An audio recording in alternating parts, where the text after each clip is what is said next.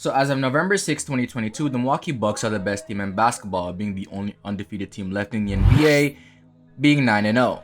And while you can chalk this up to a multitude of reasons, whether it's Jrue Holiday stepping up in that number 2 role and really producing for this team, giving him a nice 20 and 8 on decent efficiency, or Brook Lopez stepping up and the resurgence of Splash Mountain being better than ever and looking like the best job coverage center in the NBA, or the contributions from everybody else, from Grayson Allen to Bobby Portis to Javon Carter, just overall being the engine to help this team keep up some of its performances. But who am I kidding? We all know that the main man up front that's causing all of this, that has been so great this season, Giannis Antetokounmpo. As of right now, Giannis is having quite the season, averaging 32 points per game, 13 rebounds, 5.8 assists, 1 steal, and 1.5 blocks on 55% shooting. Giannis is doing Giannis things. And it is just baffling to me how a majority of the NBA community and a lot of the mainstream media seems to just not want to acknowledge this man as the best player in the NBA. Which is quite stupid because there's really clear-cut no one else that can even compare. As of right now, Giannis is averaging 33 points per game, 13 rebounds, 6 assists, 1 steal, 1.5 blocks, on 55% shooting, 27% from 3, and 63% from the free throw line. And he's not doing anything crazy revolutionary that he hasn't done. He's just doing certain things at an even higher scale, which is insane. His 3-point shooting has regressed this season, his free throw shooting has regressed this season, and his mid-range shooting has regressed this season. But you know what hasn't regressed? The man's the most dominant paint presence we've seen since Shaq. But before we get into why I believe that Giannis deserves an apology and the video title is what it is, I'd like to talk about why the Milwaukee Bucks have been so incredible this season. So far, the Milwaukee Bucks have been doing some insane things on defense. Offensively, this team has been less than stellar. Jrue Holiday and Brook Lopez have proved to be suitable second and third options on a middle-of-the-pack offensive team, with Giannis basically carrying a bulk of the load of just being one of the most dominant presence we've seen. And of course, you can't really get too mad at that. They're missing their second best player and second best scorer on the roster. But on defense, this team is doing some insane things that I have really not seen in this modern NBA in a minute.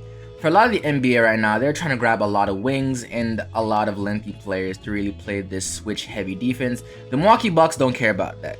They've been playing drop coverage, and they're going to keep playing drop coverage because it is just working to an insane level, especially when you have Giannis as the help defender in these scenarios. So, with Brook Lopez being with insane size and just going on a blocking spree this season, averaging 2.6 blocks per game, and basically covering the paint in every single facet of the game, and Jrue Holiday up there up front as the point guard, still being one of the best one-on-one defenders and wreaking havoc out there, and you have Giannis in the passing lanes, blocking shots, and being one of the best help defenders this league has ever seen. This Milwaukee Bucks team defensive scheme really has not changed that much, except the fact that they're neither allowing no threes or layups. They're forcing team into a majority of long twos, which is something that the NBA so far has just been way too offensively talented for you to be able to force teams to do this.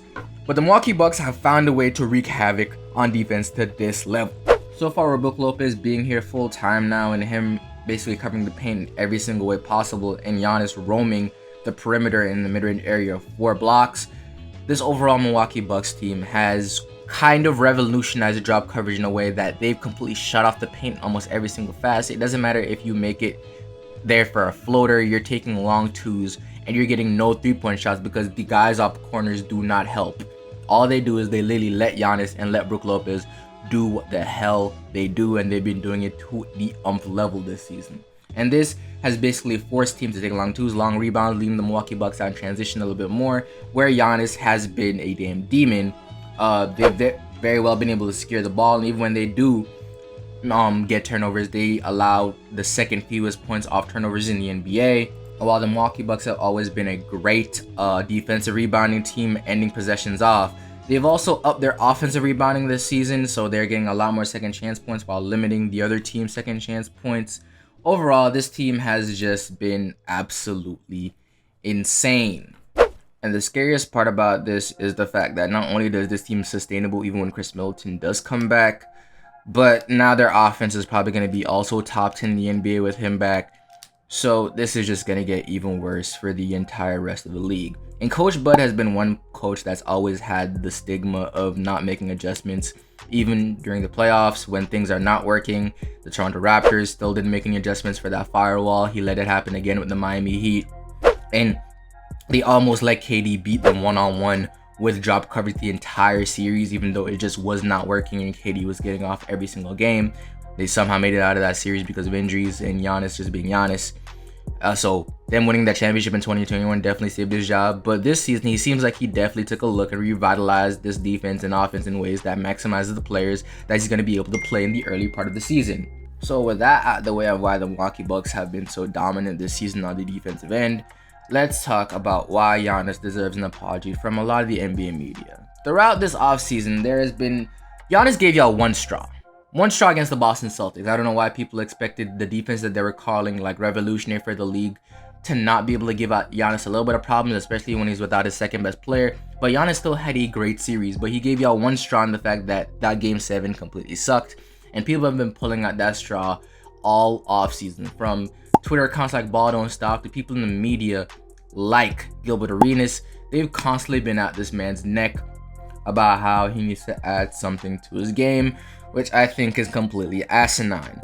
From the Ball Don't Stop Hezzy tween club that seems to want Giannis to become this KD .2, that's simply not his game, and he's dominant in the ways that he is dominant. Giannis is 6'11" on the court, and even though he doesn't have the handles of Kyrie, tell me one player that's 6'11" or above that has a better handle than Giannis at that size.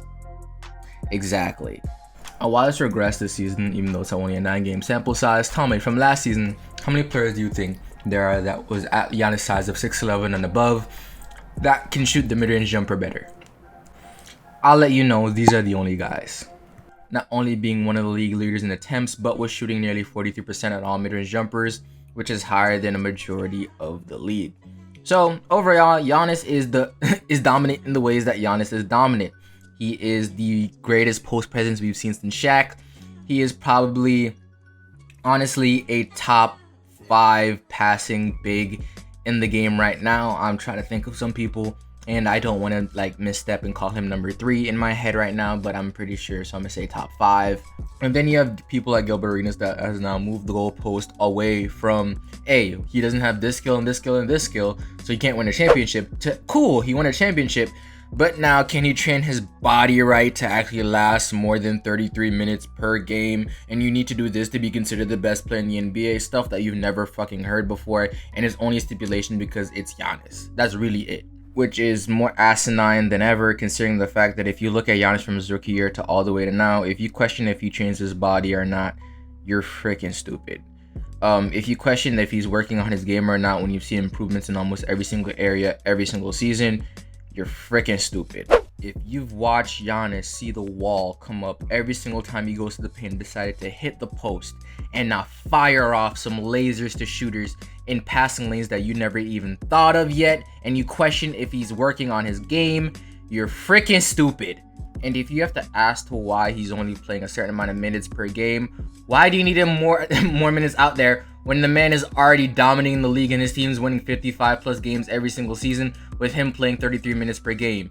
Giannis is a guy that's barreling in the paint, getting bodies draped all over him every single game.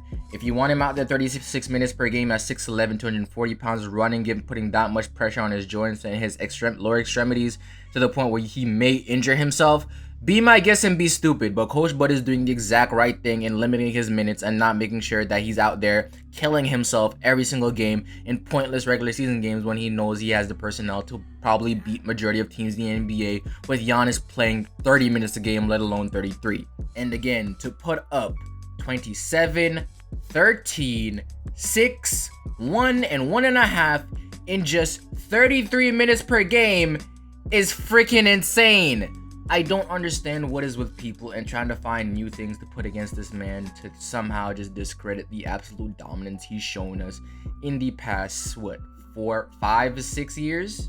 Before I would understand if he had some stipulations against him on if the Milwaukee Bucks can ever win a championship with him as a number 1 before 2021. I was one of the people that was on the fence and still had players like LeBron that again in 2020 showed that he's still him. Kevin Durant, who nearly beat Giannis by himself.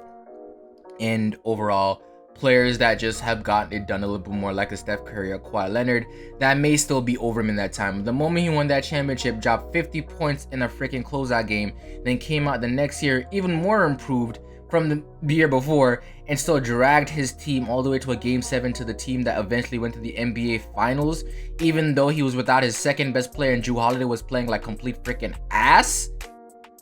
I put it up. I hung it up. You're the best player in the world. Like, everyone else should have just realized that this man is just way too dominant, and we need to just accept the fact that he's the best player in basketball right now. And until somebody else can win that championship and definitively say that they produce more than this man in the amount of time that the man's on the court, then there's nobody else that can compare. The only player I think people can even slightly put against him is like Nikola Jokic, and you can't even really say anything about Nikola Jokic because his team hasn't been healthy, so he's been getting knocked out in the first and second round for the past couple seasons. So right now, the NBA hierarchy, when it comes to players, it's Giannis at the number 1 spot, Gap, and then everybody else. I'm telling you right now, we need to just appreciate the man that we have here, and he deserves apologies from a lot of the people that have just not been able to just open their mouth and acknowledge the fact that there's literally no one else playing better basketball than the man right now, and making every single excuse in the book, making new ones that I've never even heard before, to try and really discredit anything this man is doing. With that being said, like and subscribe if you enjoyed the video. This is FIB, that's my time, and I'm out.